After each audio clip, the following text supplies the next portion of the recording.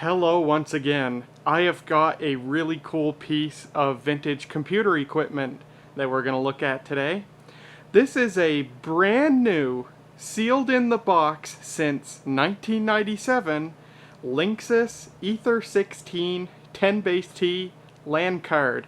It's a 10 megabit per second ISA Ethernet card. And for 24 years, this has been sealed in the box, still shrink wrapped.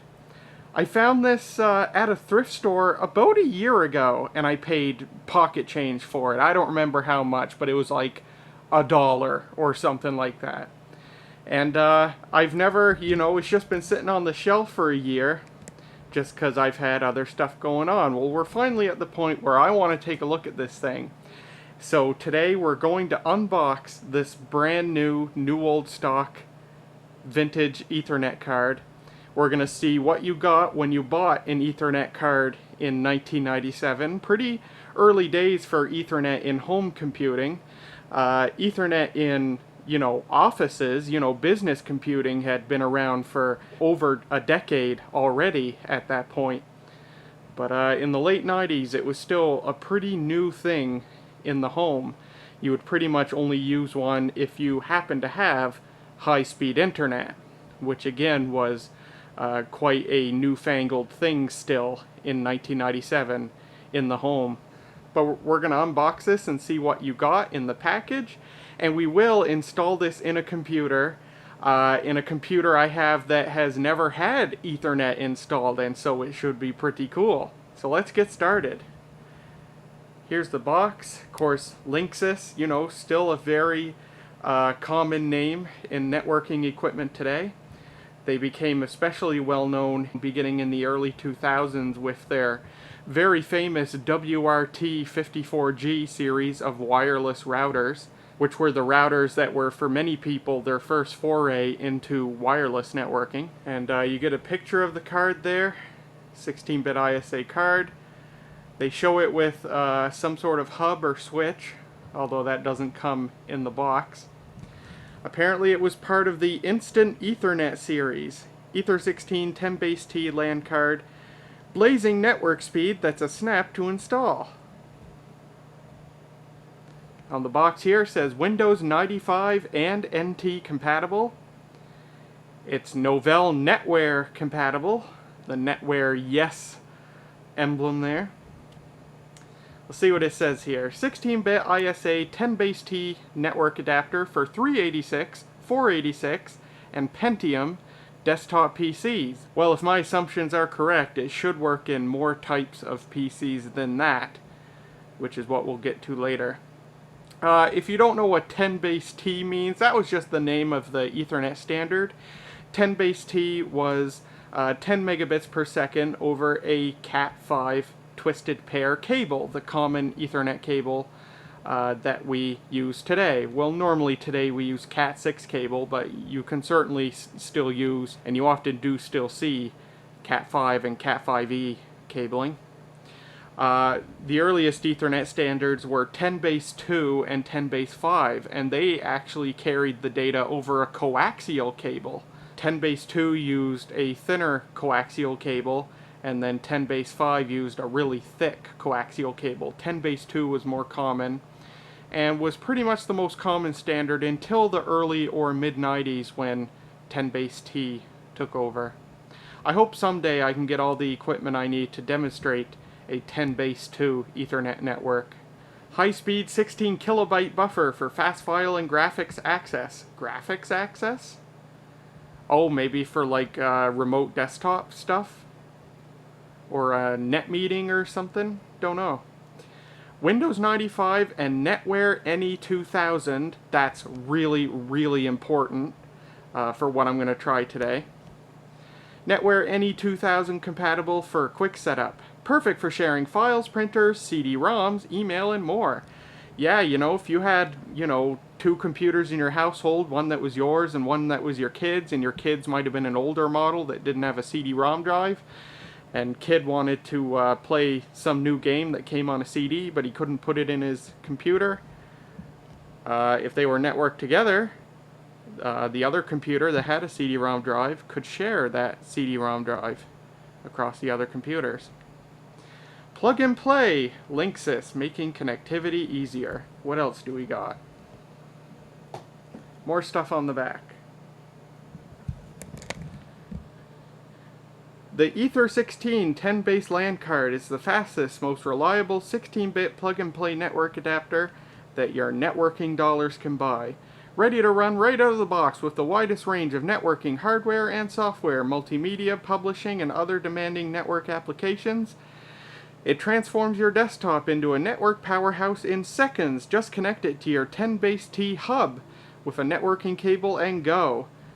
With its 16 kilobyte buffer, 10 megabit per second data transfer rate, support for both 8 and 16-bit bus slots, that's also important for what I'm going to try today, and jumperless installation, the Ether16 10-base T LAN card gives your desktop PC all of the networking power you need for sharing files, printers, CD-ROMs, and more. And you get a nice graphic there. Put the networking card in your computer, hook it up to your 10-base T hub. You would hook your other Ethernet capable computers also to that hub, and away you go. Down the side here, features.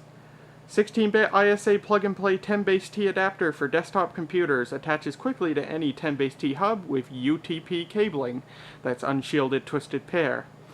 Ready to run with Windows 95, fully IEEE 802.3 compliant, high-speed 10 megabit per second data transfer rate, 16 kilobyte ring buffer for fast file transfers, no jumpers or switches is set, fully software configurable, automatically detects 8 or 16-bit ISA slot IRQ and I/O address, any 2000 boot ROM socket for remote workstation boot ups, VLSI and SMT for hardware reliability. So what they're saying is that it has a single chip with all the circuitry on it, and that chip and any outboard circuitry are surface mount soldered.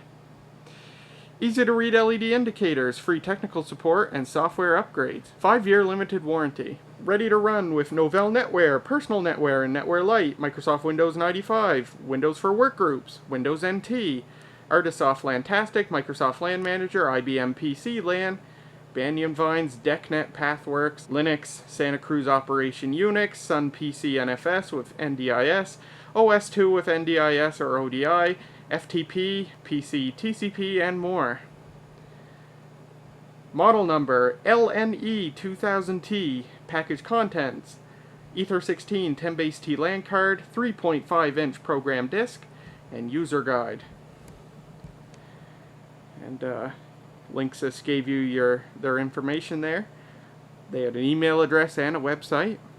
So what I want to try with this card today is I want to put it in the Epson Apex Plus, my Turbo XT computer. And I think it'll work. And the reason I think it'll work was that, first of all, as it said, it's compatible with an 8-bit ISA slot.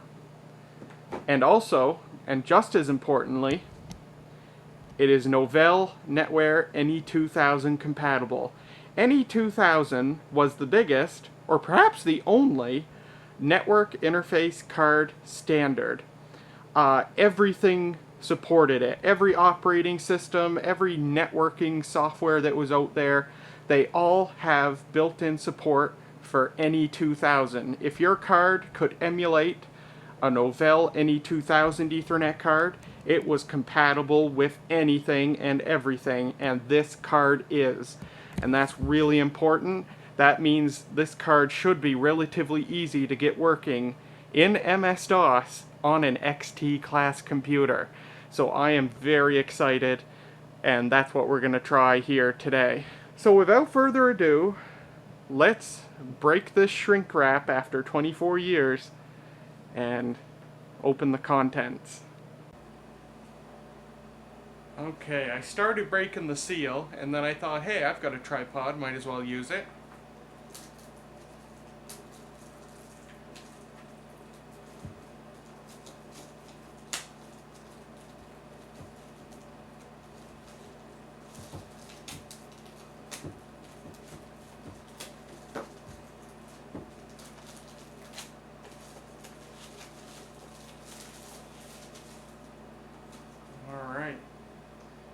Which way does it want to open?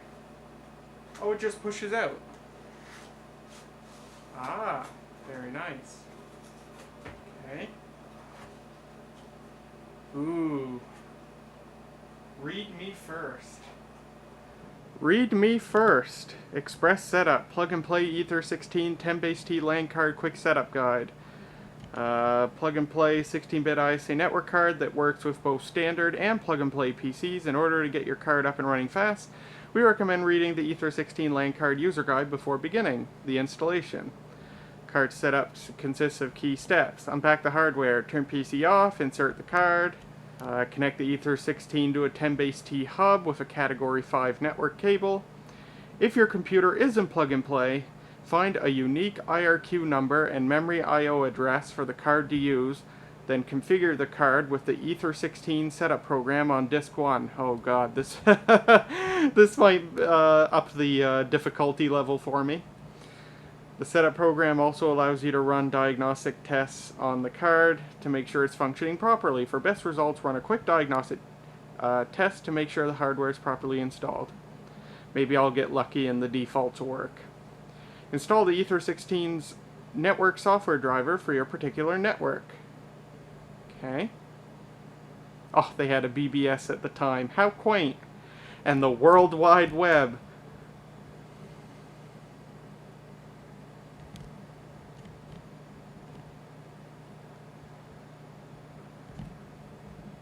Okay. Oh, they gave you an envelope.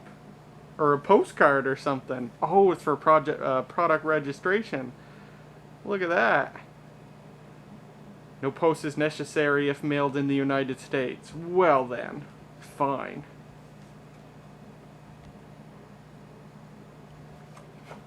Oh, we get 2 floppy disks. There's the manual, which is impressively thick. And then Ether16 LAN card, Instant Ethernet Series, program disk 2 of 2, and program disk 1 of 2.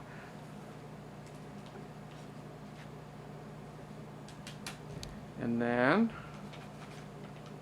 ooh, there you go. Look at that. Brand spanking new. Look at the contacts on the card edge. Whoa, you can almost see, you can see the red LED of the camcorder. This is a brand new card. Is there a date code on any of the parts? 2000? 0017, 17th week of 2000? This card was, they were still making this in 2000? Holy cow. That's funny.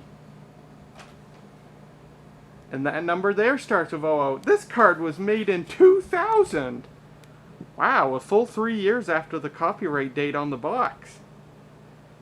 Wow. This thing was made in the 21st century, and it should work in my 1988 XT class computer. This should be fun. Made in Taiwan. Yeah, even the date code on the PCB. 0019. Wow! Interesting. Isn't that neat?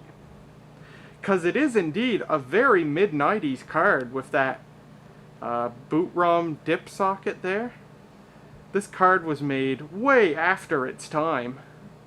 Very cool. Well then,